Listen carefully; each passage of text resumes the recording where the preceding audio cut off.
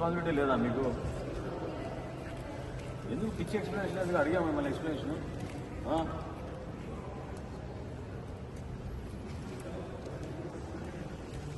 Alert చేశారా? అది note పంపించారు ఆఫీస్కి?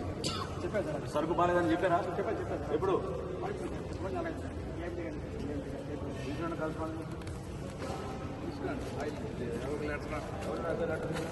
ఇవన్నీ సీజ్ చేయించండి, మొత్తాన్ని సీజ్ చేయండి.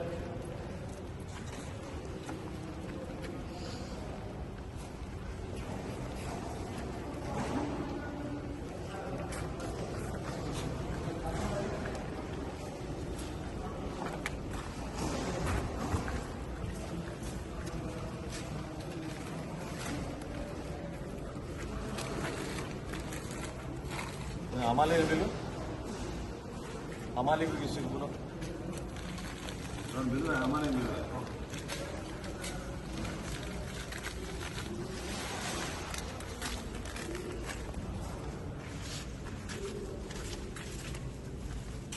व्हाट्सएप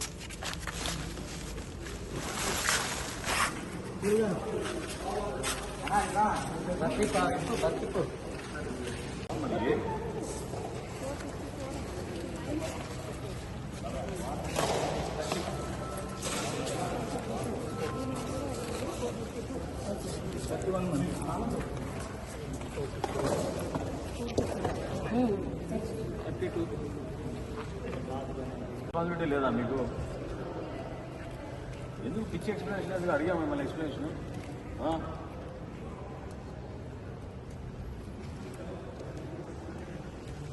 అలర్ట్ చేశారా? అది నోటు పంపించారు ఆఫీస్కి? చెప్పారు సార్. సరుకు బాగాలేదని చెప్పారా? చెప్పారు. ఎప్పుడు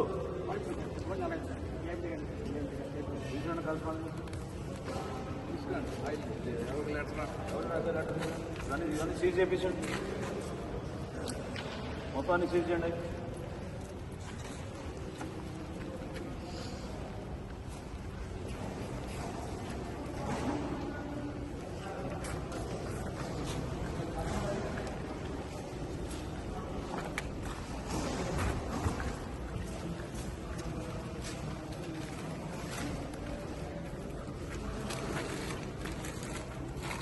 हमारे बिल हमारे को किसी को बिल है हमारे बिल है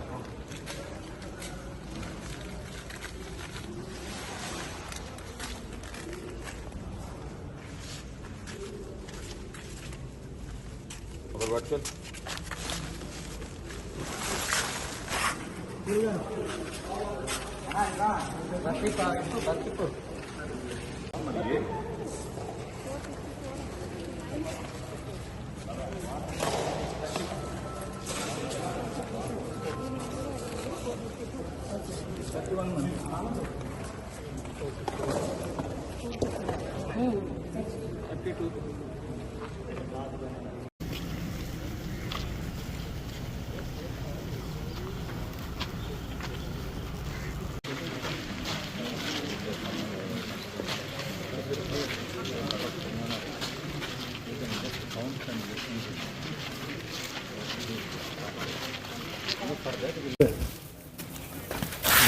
बहुत बिजी है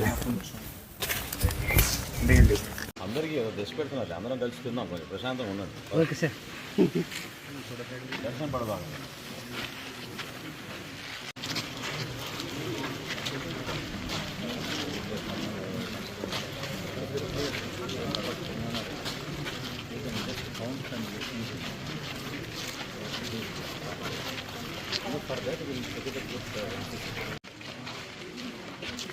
అదే అవసరం ఎక్స్ట్రా మాట్లాడారు.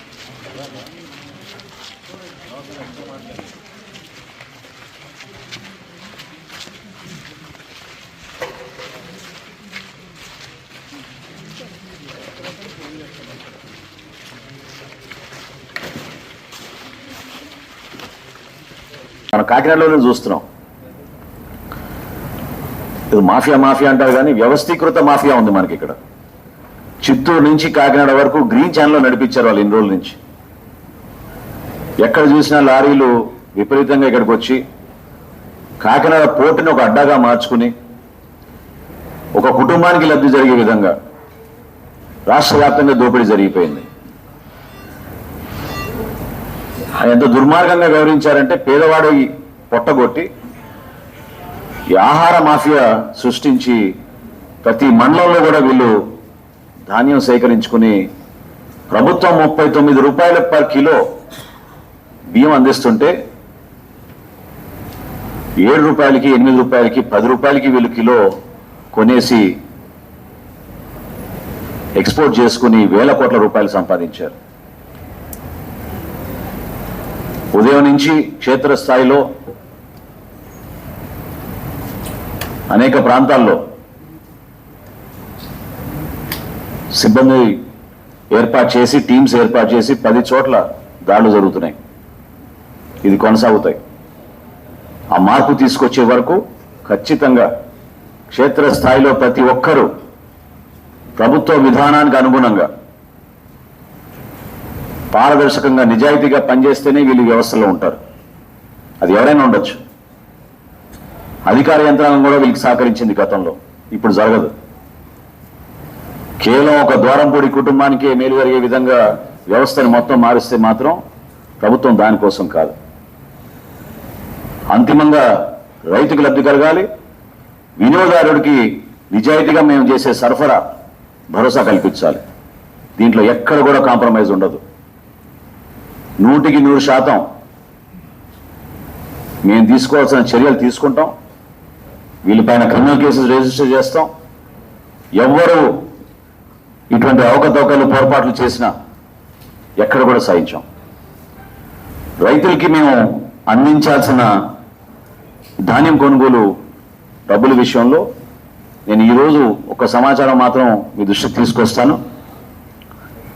సివిల్ సప్లైస్ కార్పొరేషన్ ద్వారా గత ప్రభుత్వం 36,300 కోట్ల రూపాయలు అప్పులు చేశారు. అసలు ఊహించలేము మనం. అన్ని కార్పొరేషన్లో కూడా నంబర్ 1 స్థానాన్ని తీసుకెళ్లారు మేము మమ్మల్ని అప్పుల్లో. 36,300 కోట్ల రూపాయలు అప్పులు చేసి రైతులకి మాత్రం 1,600 కోట్ల రూపాయలు బకాయిలు వదిలేసి వెళ్ళిపోయారు. ఇది వాళ్ళ నిజాయితీ. కానీ మా ప్రభుత్వం వచ్చిన తర్వాత ముఖ్యమంత్రి గారి దృష్టికి ఉప ముఖ్యమంత్రి గారి దృష్టికి తీసుకెళ్లిన తర్వాత ఇమ్మీడియట్గా ముందు మనం రైతులను ఆదుకోవాలి, ఏ విధంగా మనం నిధులు సమీకరించవచ్చో ఒకసారి దానిపైన అవగాహన తెచ్చుకుని త్వరలోనే వాళ్ళకి ధాన్యం మేము చేసిన కొనుగోలు ఖచ్చితంగా వాళ్ళకి నిధులు వచ్చేటట్టు బహుశా 1-2 రోజుల్లోనే మేము ఒక నిర్ణయం తీసుకుంటాం. ఆ విషయాలు కూడా రేపటి రోజు నేను వెల్లడిస్తాను. దయచేసి ఎన్ఫోర్స్మెంట్ విషయంలో కానివ్వండి, నేను ఈరోజు ఉదయం మా ప్రజాప్రతినిధులను కూడా కోరాను.